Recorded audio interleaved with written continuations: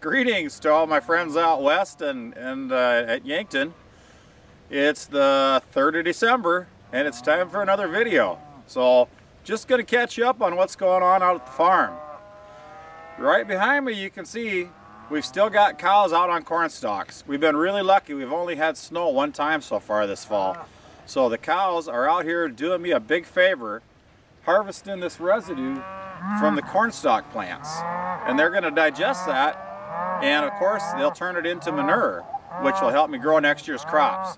So they're kind of doing me a big favor because, number one, they're saving me on our feed bill, and number two, they're converting some of that residue into valuable manure. So it'll be easier to grow a better crop next year. It's been pretty cold, so we are starting to supplement our cows with some additional feed. We're feeding them some hay, and then, I don't know if you can see it because it's getting kind of dark out, but we also use protein tubs this time of year. So we'll give the cows these large 250-pound tubs, and they've got things in them like molasses and vitamins and trace minerals to help balance out their diet. Because just like you and me, the cattle need different things in their diet.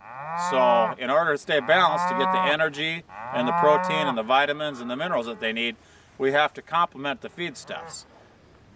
We're looking at the 3rd of December today, and some of these calves are getting awful big.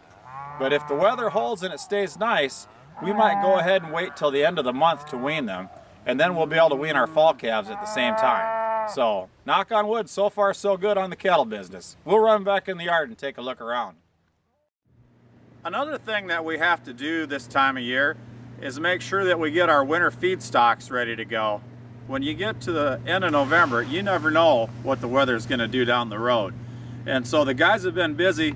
As you can see, we've moved a lot of hay here into the feed yard. In case we get a bout of bad weather, we want to make sure we've got it close by so it's readily available. So our cattle, they'll consume a lot of feed that we can raise on our farm. Like I said earlier, they'll need a balanced diet. So we'll use things like alfalfa hay, which is a great source of fiber and protein. And we'll use some cornstalk bales like we've got over there, which are a great source of roughage and fiber. And then we might include some shelled corn, which would be a great source of energy. And then depending on how the feed tests, we'll probably include some salt for sure, but we may include some additional protein and some vitamins and minerals. So just like you and me, the cattle need a balanced diet. They are able to eat a lot of things that our pigs can't eat since they have 4 stomachs, but we've got to have it all here and have it ready to go in case a bout of bad weather or a blizzard or something sets in. We've also got our grain bins all full of grain, and so that's something else we need to keep an eye on. Just because the harvest is over and the grain's in the bin doesn't mean that school is out for the day. We got to keep an eye on our grain and make sure that it's staying in condition. As the weather cools, the moisture will migrate through the grain toward the top of the bin. And so about every 2-3 weeks, we like to crawl up in the top of all the bins and just walk around and make sure everything is staying dry and fresh in there. Once harvest is over, it's also a mad scramble to get caught up on our record keeping. Since we haven't had much time in the office for the last 60 days, we really have to knuckle down and get to business when it comes this time of year. So it's kind of like for you guys when you've had a really crazy recess and you've been running around and having a great time and busy, and then you get back into the school and you just have to buckle down and get back to your schoolwork. And it's hard to shift gears like that, but we really need to buckle down and get caught up on some stuff here in the office. So one of the things that we do right after we get the crop combined is we go out and take soil tests to see how much of the nutrients we remove from the soil and how much is still out there to help next year's crop. So here's a map of one of our fields, and every one of these little dots that you see here is a spot where we took a soil sample. And we'll use GPS technology so that we sample the same spots each time. And so this particular field, we took 28 soil samples in here. And we can use those samples to generate maps to find out which parts of the field are strong and which parts of the fields are deficient in different things.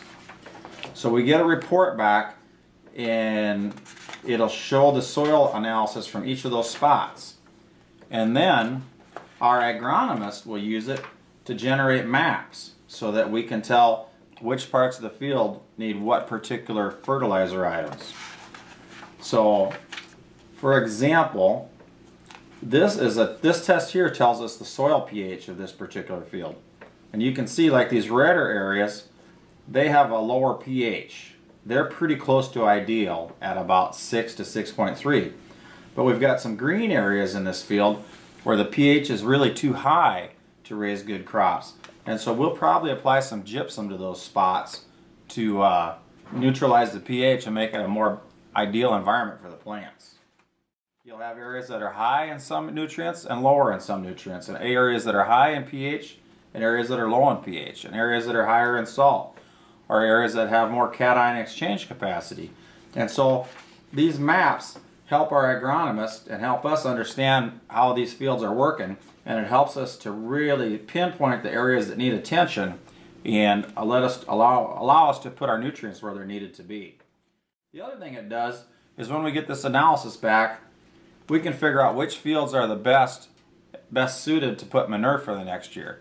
Because manure is the best fertilizer that the good Lord ever gave us. And so we always try to find the fields that are the most efficient in terms of nitrogen and phosphorus, because we'll get the most bang for our buck if we can put it on those areas to raise corn or beans the next year. So that's a little bit about what we're doing as far as our soil testing and agronomy to get ready for next year's crop.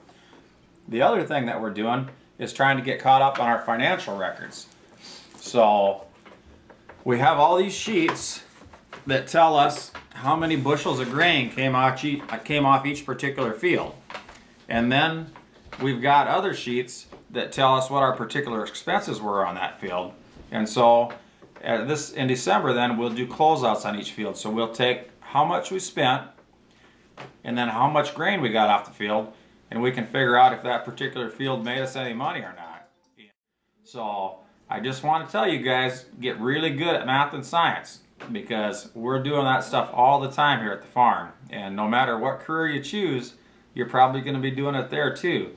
But we are really heavy on the math right now when we're figuring up our field closeouts and when we do our record keeping. So I imagine I've about used up my 5 minutes, and we haven't even talked about pigs yet.